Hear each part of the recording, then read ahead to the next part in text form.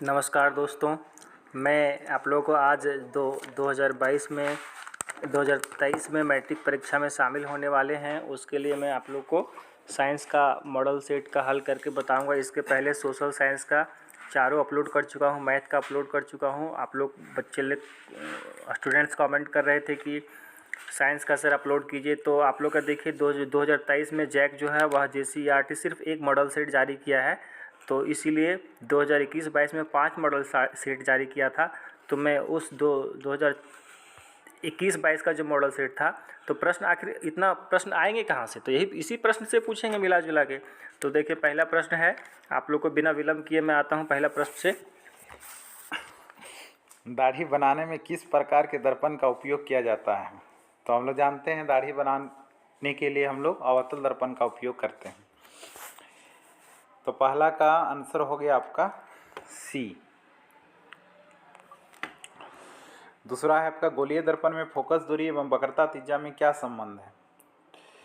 तो हम लोग जानते हैं जो आपकी वक्रता त्रिज्या आर होती है, R is equal to 2F, इसलिए हो जाएगा आपका F is equal to R/2। तो 2 नंबर का राइट आंसर हो गया F इक्वल टू R/2 यानी बी। तीसरा नंबर का क्वेश्चन है, प्रकाश के अपवर्तन की क्रिया में कौन सी भौतिक राशि अपरिवर्तित रहती है? यानी जब प्रकाश की घटना होती, प्रकाश के अपवर्तन की घटना होती है। प्रकाश का अपवर्तन क्या होता है? जब प्रकाश की किरण एक माध्यम से दूसरे माध्यम में प्रवेश करती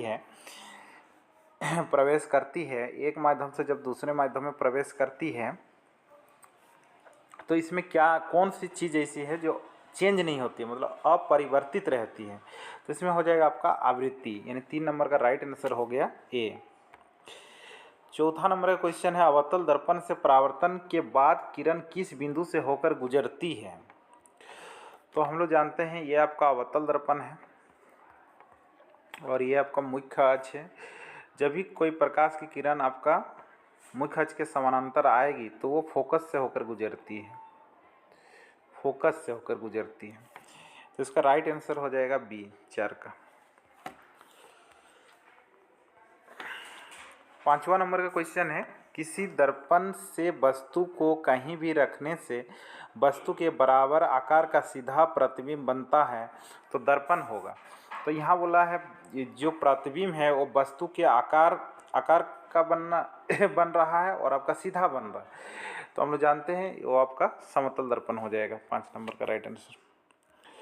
6 नंबर का क्वेश्चन है, प्रकाश के अपवर्तन के कितने नियम हैं? तो हम लोग जानते हैं प्रकाश के अपवर्तन के 2 नियम होते हैं। 6 नंबर का राइट आंसर हो गया बी। 7 नंबर का क्वेश्चन है, किसी गोलीय दर्पण की वक्रता त्रिज्या 50 सेंटीमीटर है तो उसकी फोकस दूरी क्या होगी? तो यहाँ हमें R दिया है 50 सेंटीमीटर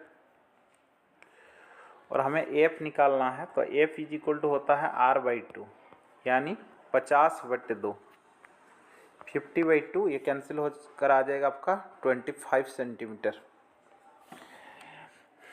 तो इस तरह 7 का राइट आंसर हो गया आपका सी।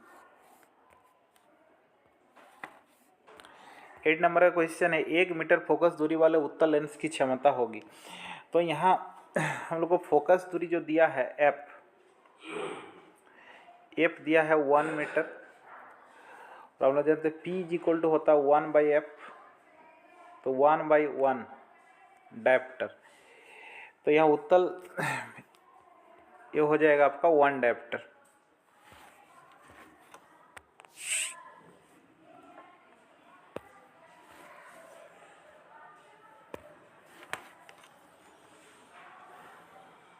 वन डायप्टर 8 नंबर का राइट आंसर हो गया आपका बी। लेकिन यह पूछा है आपका प्लस या -1 डायप्टर भी ऑप्शन है, परंतु ये उत्तल लेंस है, उत्तल लेंस की क्षमता धनात्मक होती है, इसलिए 1 डायप्टर होगा। यानी 8 नंबर का राइट आंसर हो गया आपका बी। 9 नंबर का क्वेश्चन है, किसी उत्तल लेंस की फोकस दूरी हमेशा होती है, उत्तल लेंस की फोकस दूरी हमेशा धनात्मक होती है, इसलिए 9 का राइट आंसर हो गया आपका ए। प्रकाश का वेग न्यूनतम होता है, प्रकाश का वेग सबसे कम कहाँ पे होता है? जल में होता है, वाटर। 10 नंबर का राइट आंसर हो गया बी, जल में।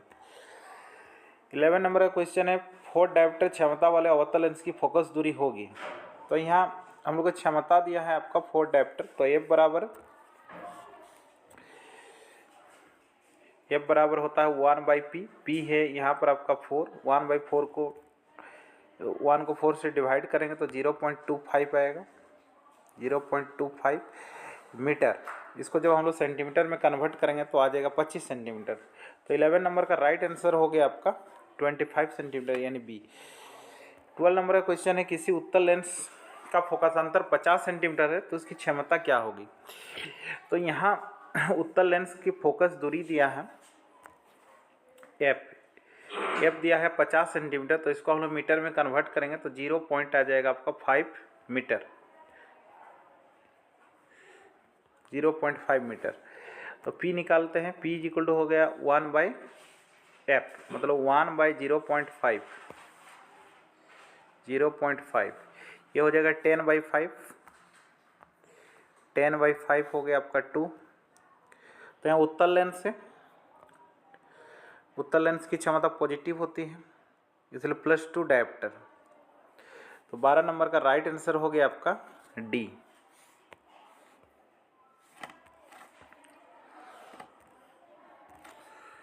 13 नंबर का क्वेश्चन है, प्रकाश का वेग सर्वाधिक होगा, मतलब प्रकाश का वेग सबसे ज़्यादा अधिक कहाँ पे होता है, और निर्वात में।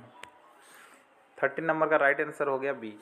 14 नंबर का क्वेश्चन है, दिए गए प्रक्रम में कौन ऊष्माक्षेपी है। तो यहाँ हो जाएगा आपका श्वसन। 14 नंबर का राइट आंसर हो गया ए। चिप्स के पैकेट विकृत गंधिता से बचने के लिए कौन सी गैस डाली जाती है। तो हम लोग जो चिप्स का पैकेट खाते हैं, लेज हुआ, टेढ़े मेढ़े हुआ, इस सब का पैकेट में आपका नाइट्रोजन गैस भरा हुआ रहता है। तो 15 नंबर का राइट आंसर हो गया आपका बी। जंग लगना किस प्रकार की अभिक्रिया है। जंग लगना हो जाएगा आपका संयोजन अभिक्रिया, क्योंकि वहाँ आयरन और ऑक्सीजन का संयोग होकर आपका जंग लगता है। 17 नंबर का क्वेश्चन है, दिए गए अभिक्रिया में किस पदार्थ का उपचयन हो रहा है। Zinc oxide plus carbon is equal to zinc plus carbon. तो हम लोग जानते हैं उपचयन यानी जिस पदार्थ में आपका ऑक्सीजन का योग होता है, संयोग होता है, उसको हम लोग उपचयन कहते हैं। तो यहाँ पर कार्बन में ऑक्सीजन का, कार्बन का उपचयन हो रहा है, क्योंकि यहाँ कार्बन में ऑक्सीजन का संयोग होकर आपका कार्बन मोनोऑक्साइड बन रहा है, इसलिए 17 नंबर का राइट आंसर हो गया सी, सॉरी हाँ ये सी, कार्बन यानी बी, ऑप्शन नंबर बी। 18 नंबर का क्वेश्चन है, दिए गए कौन सा रासायनिक अभिक्रिया संतुलित है। तो पहला है calcium hydroxide plus carbon dioxide is equal to calcium carbonate plus H2। तो इधर आपका कैल्शियम 1 है, यहाँ भी कैल्शियम 1 है, ऑक्सीजन यहाँ 2 है और 2 4, इधर आपका 3 और 1 4, हाइड्रोजन 2 है और यहाँ भी हाइड्रोजन 2 है। तो 18 नंबर का राइट आंसर हो गया ए। 19 नंबर का क्वेश्चन है, दिए गए चित्र में कौन सी अभिक्रिया हो रही है। तो यहाँ हम लोग देख रहे हैं, यहाँ तो कोई चित्र नहीं दिया हुआ है, फिर भी यहाँ देख रहे हैं जो आपका लेड है वो कॉपर क्लोराइड से क्लोराइड को आपका हटा रहा है, तो यहाँ विस्थापन अभिक्रिया हो रहा है, इसलिए 19 नंबर का राइट आंसर हो जाएगा आपका डी यानी विस्थापन अभिक्रिया। 20 नंबर क्वेश्चन है, दिए गए पदार्थ में कौन सा गंधीय सूचक की तरह व्यवहार करता है। तो हम लोग जानते हैं गंधीय सूचक होता है आपका प्याज। तो 20 नंबर का राइट आंसर हो गया आपका डी प्याज। 21 नंबर क्वेश्चन है, हड्डियों को जोड़ने के लिए डॉक्टर किस लवण का प्रयोग करते हैं। तो हम लोग जानते हैं कैल्शियम सल्फेट हेमीहाइड्रेट यानी प्लास्टर ऑफ पेरिस का रासायनिक सूत्र होता है CaSO4 तो 21 का राइट आंसर हो गया डी। विरंजक चूर्ण का सूत्र क्या होता है, हम लोग जानते हैं विरंजक चूर्ण का सूत्र होता है CaOCl2। तो 22 नंबर का राइट आंसर हो गया सी। 23 नंबर में का क्वेश्चन है, इस चित्र में कौन अभिक्रिया हो रही है। तो इस चित्र में हम देख सकते हैं यहाँ पर कैथोड है, एनोड है, फिर आपका जल है प्लास्टिक का मग में, और आपका यहाँ पर जो है विद्युत धारा के द्वारा यहाँ पर वियोजन हो रहा है। तो 23 नंबर का जो राइट आंसर हो गया आपका बी हो जाएगा। 24 नंबर का क्वेश्चन है, टमाटर में कौन सा अम्ल पाया जाता है? तो हम लोग जानते हैं टमाटर में ऑक्जेलिक अम्ल पाया जाता है। 24 नंबर का राइट आंसर हो गया डी। 25 नंबर का क्वेश्चन है, तनुकरण प्रक्रिया में होती है H पॉजिटिव के सांद्रता की वृद्धि, हाइड्रोक्साइड आयन के सांद्रता की वृद्धि। तो तनुकरण मतलब यहाँ हाइड्रोजन आयन कम रहेगा और तो यहाँ पर हो जाएगा हाइड्रोजन आयन और हाइड्रोक्साइड आयन के सांद्रता में कमी। तो 25 का राइट आंसर हो गया आपका सी। 26 नंबर क्वेश्चन है, निम्नलिखित में कौन सी प्रकाशीय वियोजन का उदाहरण है? ये एनसीईआरटी का क्वेश्चन है और इसका आंसर हो जाएगा आपका सिल्वर ब्रोमाइड, हो जाएगा आपका सिल्वर प्लस ब्रोमीन। 26 का राइट आंसर हो गया आपका ए। 27 नंबर का क्वेश्चन है, अमीबा अपने किस अंग से भोजन ग्रहण करता है? तो हम लोग जानते हैं अमीबा कूटपाद के द्वारा अपना भोजन ग्रहण करता है। तो 27 का राइट आंसर हो गया सी। पाचन प्रक्रिया में वसा का इम्लिशीकरण कौन करता है? तो पाचन क्रिया में वसा का इम्लिशीकरण पित्त करता है। तो 28 का राइट आंसर हो गया आपका डी। 29 नंबर क्वेश्चन है, निम्नलिखित में किस जीव में स्वपोषी पोषण होता है? तो हम लोग जानते हैं ये तो पेड़ पौधे होते हैं, यानी ये हो जाएगा आपका आम। 29 नंबर का राइट आंसर हो गया डी। 30 नंबर का क्वेश्चन है, मानव हृदय में कितने कोष्ठ होते हैं? मानव के हृदय में कितने 4 कोष्ठ होते हैं, इसलिए 30 नंबर का राइट आंसर हो गया डी। हाँ, यहाँ अगर पूछता आपका मछली के हृदय में कितने कोष्ठ होते हैं तो हो जाता 2। तो यहाँ पूछा मानव के हृदय में कितने कोष्ठ होते हैं तो यहाँ हो जाएगा 4। 30 का हो गया राइट आंसर डी। 31 नंबर का क्वेश्चन है, श्वसन वर्णक किससे कहते हैं? Chlorophyll, haemoglobin. श्वसन वर्णक हीमोग्लोबिन को कहते हैं, इसलिए 31 का राइट आंसर हो गया आपका बी। 32 का क्वेश्चन है, उत्सर्जन तंत्र की क्रियात्मक इकाई क्या है? इसका आंसर हो जाएगा आपका सी, यानी वृक्काणु। 33 नंबर का क्वेश्चन है, वृक्क की क्रियाशीलता कम होने पर रक्त को शरीर से बाहर निकालकर छानने की प्रक्रिया क्या कहलाती है? इसको हम लोग इंग्लिश में डायलिसिस कहते हैं और डायलिसिस को हिंदी में अपवहन कहा जाता है। तो 33 नंबर का राइट आंसर हो गया बी।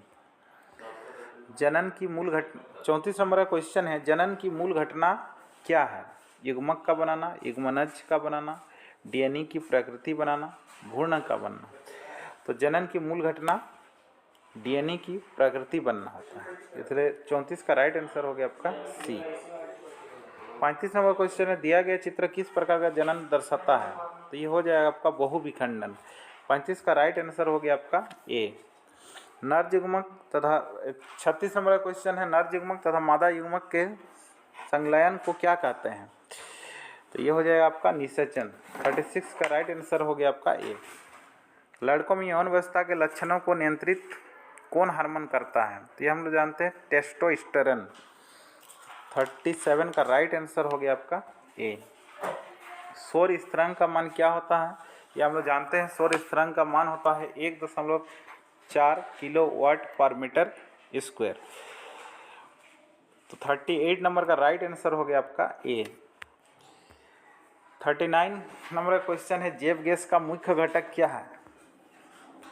तो जैव गैस का मुख्य घटक होता है आपका मीथेन।